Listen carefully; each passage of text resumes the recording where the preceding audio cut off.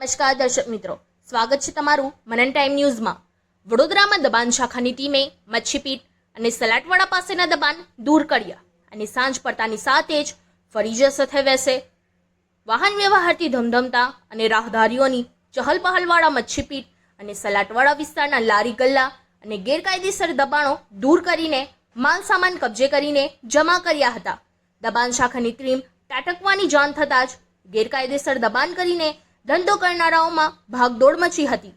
આ મચ્છીપીટ અને સલાટવાડા વિસ્તારમાં આડેધડ મુખ્ય માર્ગો પર ઠેર ઠેર નોનવેજ અને ઈંડાની લારીઓનો રાફડો ફાટ્યો છે, ત્યારે રસ્તા પરથી પસાર થતા રાહદારીઓની આંખમાં પણ આ નોનવેજ અને ઈંડાની લારીઓના મસાલા આંખોમાં ઉડે છે। પાલિકા તંત્ર આવા લારી ગલ્લાઓ અને નોનવેજની લારીઓ તથા ગેરકાયદેસર દબાણો કાયમ માટે દૂર થાય તેવા કડકમાં કડક પગલાં લેશે।